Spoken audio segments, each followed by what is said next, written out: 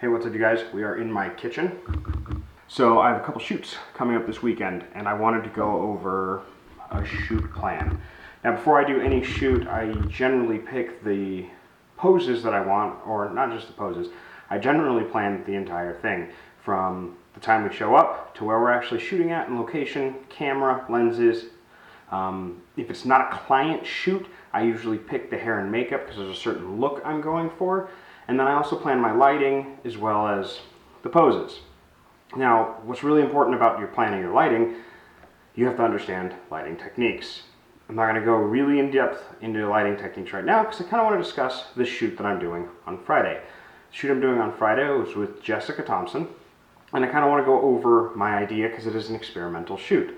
So I'm going to go ahead and bring the camera down to these pieces of paper, and I'm going to kind of draw you what my idea is and kind of go over some theory with you so you know kind of what I'm getting into. And then Friday when I actually do the shoot, I will go way more in depth with what's going on.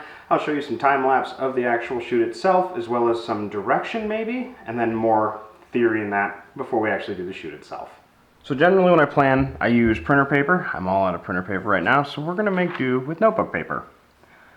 I like to plan my shoots as much as possible simply because I want to take the fewest amount of shots possible to get the perfect photo that I want.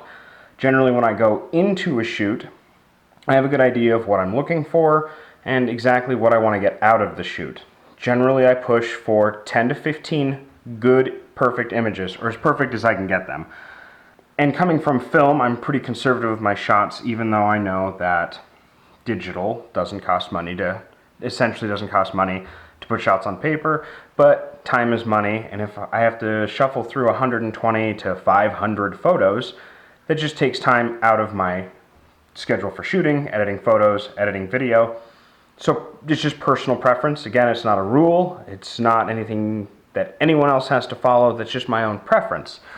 So we'll start with the background. Now I know that the background sits here. It's going to be a black paper drop background. I'm shooting with Jessica. I'll put her 3 to 4, maybe 5 feet away from the background itself, and these walls will be exposed because I'll be using a wide angle lens, as you can see. So Shayla has a large beauty dish that we're going to be using. It is ginormous, and it really softens the light a lot. So I'll set the beauty dish probably sitting 1 to 2 feet above Jessica's head, not directly over her, but back a few feet and then up. And I'll tilt the beauty dish, that way the light is evenly spread across her entire frame. I will set my camera up about here, and it is wide angle. I'll probably set it up 3 to 4 feet, maybe even 5 or 6 feet away from her. That way I get a good crop shot.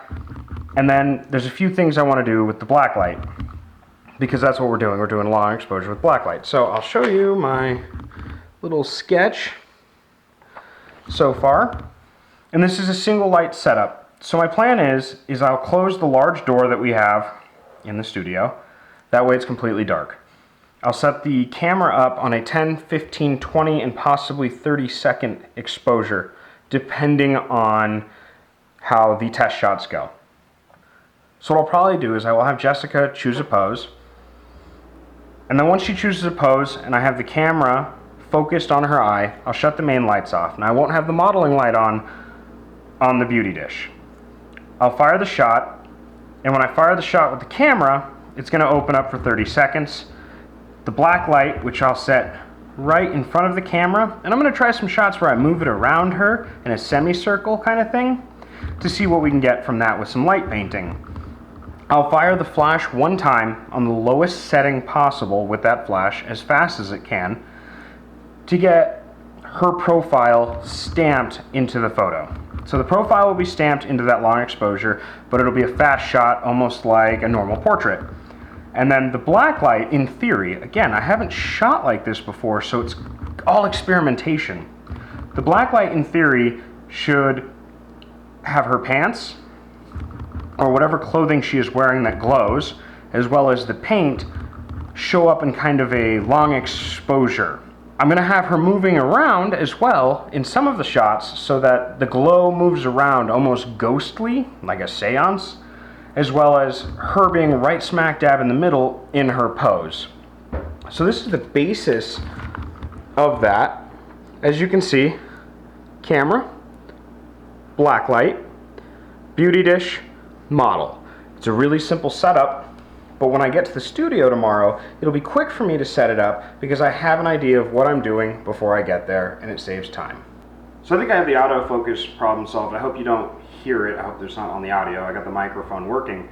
So a very important part of this shoot is ISO. ISO is the measurement of film speed, a standard created in the 70s when they took ASA and DIN and combined them into a single standard. It's just a measurement of film speed. The nice thing about digital cameras is you can change your ISO in camera. With a film camera, you have to buy the film at a certain speed. All it is film speed.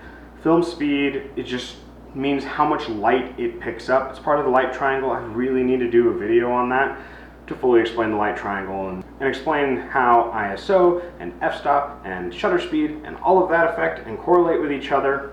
The basis of it is ISO is the speed of your camera, essentially, and it means how much light it picks up. So a low ISO, like 100, we're shooting at 100 ISO right now, is not a very bright image. It doesn't capture a whole lot of light. It's a slow speed. 100 is pretty standard. That's part of the sunlight standard. It's f16, sunny day, 100 ISO, should be a perfect photo. You get really on the extreme, the tin types I shoot are 0.5 to 1 ISO, and then I've seen cameras that go up to like 64,000 ISO, and you get a lot of noise, which in my first video you can see because I had the ISO up too high, and that's all just like the static and stuff flying around. So ISO is important tomorrow because we are shooting with UV. I'm probably gonna crank the ISO up 500 to 800 is what I'm guessing. I've done a lot of shooting with film and I've done a lot of shooting with the flashes, and I have a good idea of what my ISO should be, so it's kind of gonna be an experiment. I just kind of wanted to give a quick little lesson on ISO. It's just the speed of the camera. That being said, with the plan in place, the lighting setup plan, and the poses haven't been picked out yet. I'm really going to leave that up to Jessica. Jessica is a professional. I can throw Jessica up in front of the camera and just say new pose every flash, and I can fire as quick as my finger will pull, and I'll have a different pose almost every photo. It's great working with Jessica. Very, very professional. I'll link her information in the bottom. We do have a modeling interview with her coming up in 2 or 3 weeks, and we have a lot of big videos coming up, so I hope you enjoyed this one. I will see you guys at the studio after I snap my fingers. Hey everyone, we're back in the studio. There's going to be a little slight echo. I want to talk in a normal voice. I was kind of whispering in the last one because my basement has a way worse echo than the studio does. But yeah, so I know we've kind of gone over what I was planning on doing. I showed you a little bit of my lighting setup using the huge beauty dish. I will show it to you in a little while. It's huge.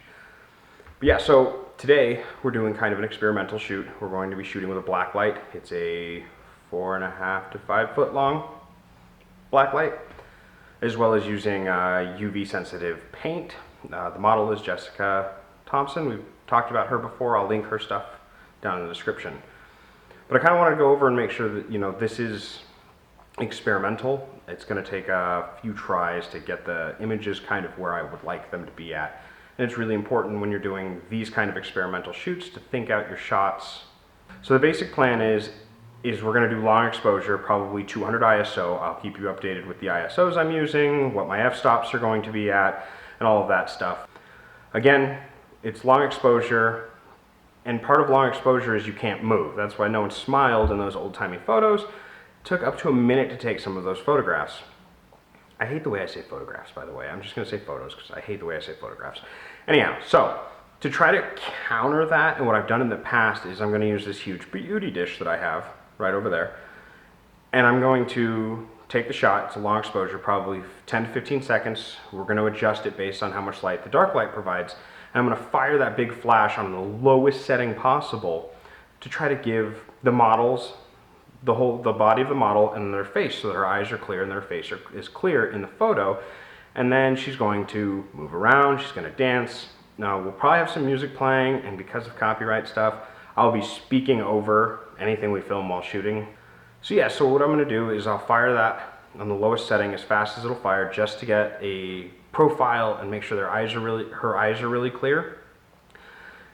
And then the long exposure takes over so that you kind of get that light dancing, but she's still in the middle. I do have an example of that I did with Bailey. Bailey has what's called a fiber whip. It's actually really cool. And I'll show an example of that here. But yeah, as you can see her eyes, you can see her face, you can see her body, and she's got all this dancing around her, and I actually didn't do any of that in Photoshop. That was all camera tricks. Now I'm gonna kind of show you how I did that today. I am gonna do another shoot like that with Bailey, and I can actually walk you through how we did it with her, as well as what we're doing with Jessica today, because what we're doing with Jessica today, we're not using a fiber whip because we're using a Blacklight and the intensity is different. I don't exactly know what's gonna happen. This is really fun.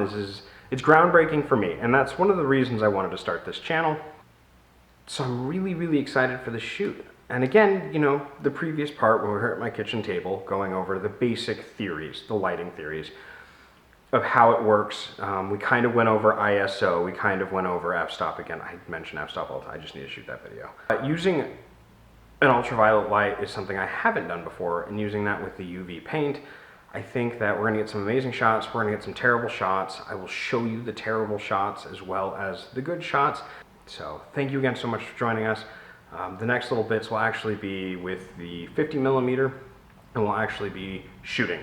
I might shoot a little bit of the directions, that way you kind of get an idea of how I work with a model and how I work when doing this kind of experimental stuff before we turn the music on. So thank you again so much. I hope you enjoy the rest of the video. So this part of the video is going to be really noisy as far as the camera's concerned, really high ISO because we're shooting in the dark. So yeah, this is the part where we're not going to play music. I'm going to kind of give you a rundown of what I'm doing, and we'll go from there. All right, Jessica. So this one here, what I'm going to do is I'll be pose, turn off the light, we'll get the timer going. When it activates, fire the flash once, then I'm going to walk around you with the black light, kind of in a semicircle, okay, so that you're completely glowed up, but I shouldn't show up because it's long exposure. No, you're in black. And I'm wearing black. Oh, the pink might actually show up then. And my shoes glow.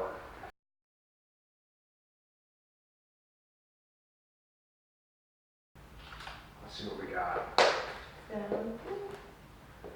So this time, as soon as the flash goes off, I'll have you start moving around, dancing around, trying not to bump into each other. It's going to look kind of ghostly. Let's get this started. I'll just start making them. I am not very good. That is that shot. See ya. Hey, what's up you guys? We're back in my basement. Hopefully the echo's not too bad. I got a cattail on my microphone now, so it's not so echoey down in the concrete walls down here. So just finished up editing some of the photos. Actually, I edited all 10 photos. 2.5 hours, we took 10 photos. I'm gonna share all of them right now and kind of go over them. Hopefully I get the voiceover thing figured out. You'll know if I didn't because things will get rambly. But that being said, so yeah, this very first shot here, I took this one as kind of a light test. We were trying to figure out the lighting and the flash and the black light and make sure her outfit glowed. Trying to get everything worked out in a way that we could get some really good shots. Now the next two photos, this one and the one after it, I'll show them both. Basically what I was trying to do is I was walking around Jessica with the black light in a semicircle to try to get a cool light painting effect. The problem I ran in with that is the light was so intense when it was close to her, every little movement she made the images a little bit blurry, and we want sharp images with this shoot. That's kind of the defining thing about this shoot, is we want really sharp images. So those ones didn't quite come out how I wanted them to, but that's okay. We learned the lighting techniques that we wanted to use. So after that, we went to my original setup, which we discussed in the plan, where I put the actual black light right up in front of the camera against the tripod, and we took these photos. These photos turned out actually really good. They're not as sharp as I would like, and we didn't really move around as much as we should have.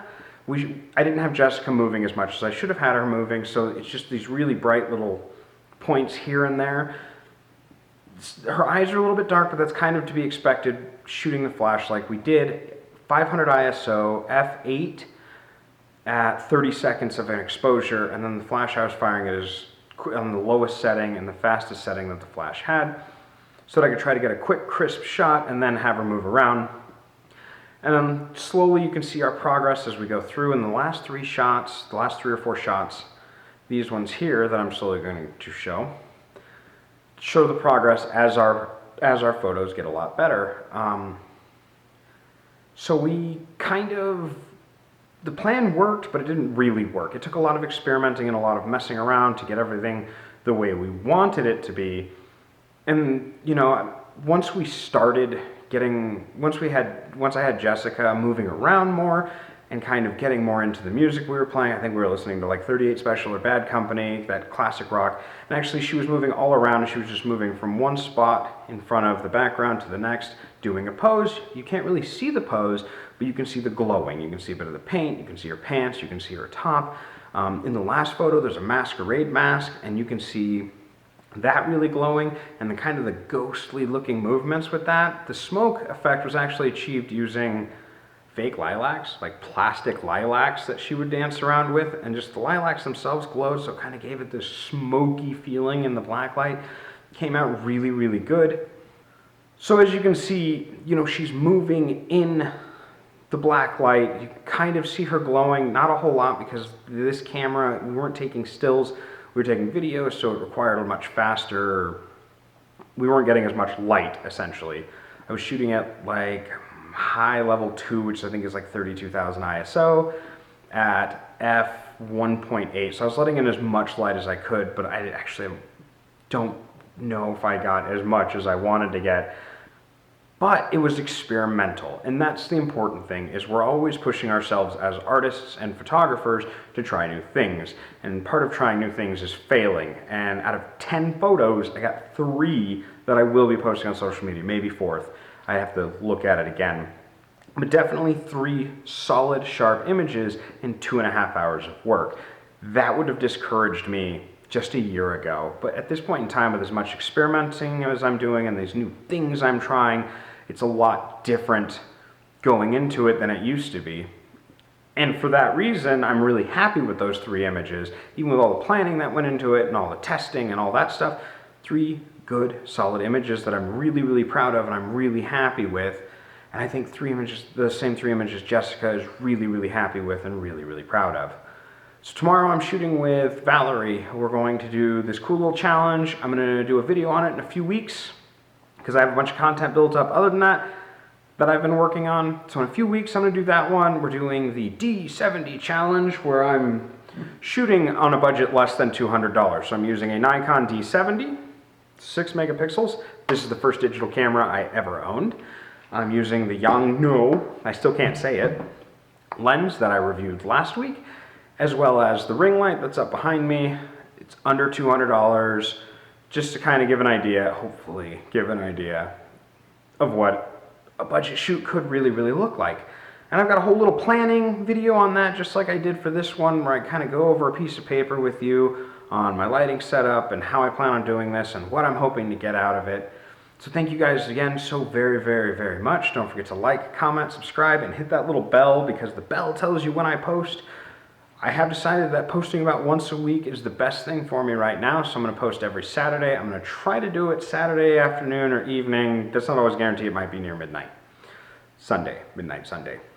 So Saturday, 11:59, or however you want to put it. But so as of right now, once a week is going to be my posting schedule. I really hope you guys are enjoying what I've got so far. I hope the video quality has gotten a lot better because I've been really working at that. Thank you guys again so very much for going on this journey. I know this was a longer video. I hope you guys have a great night. Thank you so much.